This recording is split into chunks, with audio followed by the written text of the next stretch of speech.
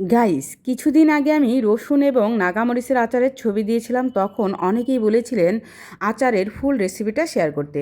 তো চলুন দেখে নিই কীভাবে আমি আচারটা বানিয়ে নিয়েছিলাম। প্রথমেই আমি নিয়েছি হাফ টেবিল চামচ গোটা ধনিয়া, হাফ টেবিল চামচ গোটা জিরা এবং হাফ টেবিল চামচ গোটা মৌরি, আর নিয়েছি 4-5টা শুকনো মরিচ। এগুলো আমি ভালোভাবে তেলে ঠান্ডা করে তারপরে গুঁড়া করে নেব। আমি এখানে নিয়েছি 1 কোয়ালা রসুন হাফ কেজি, 30 থেকে 35টি নাগামরিচ লাল সবুজ দেখে, আর সামান্য তেঁতুল গুলিয়ে তেঁতুলের কাঠ বানিয়ে নিয়েছি। প্রথমে আমি প্যানটি চুলায় দিয়ে 3 কাপের মতো সরিষার তেল নিয়েছি। তেলটা সামান্য গরম হলেই এখানে আমি দিয়ে দিলাম শুকনো মরিচ 4-5টা আর 1 টেবিল চামচ পাঁচফোড়ন।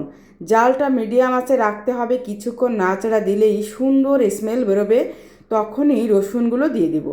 রসুনগুলো হালকা আঁচে 4-5 মিনিটের মতো নাড়াচাড়া করে নেব। তার মধ্যে দিয়ে দিব আমি নাগা মরিচগুলো। মরিচগুলো দেওয়ার পর মিডিয়ামের থেকেও কম আঁচে 2-3 মিনিট নাড়াচাড়া করব। এর মধ্যে আমি 1 চা চামচ হলুদ দিয়ে দিব। এটা অপশনাল, আপনারা না দিলেও পারেন। এটা দিলে সুন্দর একটা কালার আসবে। তারপর আমি এক এক করে 2 টেবিল চামচ সরিষা পেস্ট, 1 চা চামচ আদা পেস্ট, 1 চা চামচেরও কম রসুন পেস্ট, আর দিব স্বাদ মতো লবণ। লক্ষ্য রাখতে হবে যেন প্যানে লেগে না যায়। এভাবে 4-5 মিনিটের মতো নাড়াচাড়া করতে হবে। এভাবে ফেনা দেখলে ভয়ের কিছু নেই, আঁচটা একটু কমিয়ে রাখলেই হবে। তারপর দিয়ে দিব গুলিয়ে রাখা তেঁতুলের কাঠ, 1 থেকে 1.5 টেবিল চামচ চিনি। আপনাদের স্বাদ মতো দিতে পারেন। আমার কাছে একটু টক টক ঝালঝালি ভালো লাগে। দেখতে পাচ্ছেন আচারটা কতটা কালারফুল হয়েছে, মাশাল্লাহ। তারপর আমি দিয়ে দিব 2 টেবিল চামচের মতো ভিনেগার। আচারটা অনেক দিন যাবৎ ভালো থাকবে। ঠিক নামানোর আগ মুহূর্তে আমি ওই যে প্রথমে যে মশলাটি গুঁড়ো করে রেখেছিলাম সেখান থেকে কিছুটা দিয়ে দিব।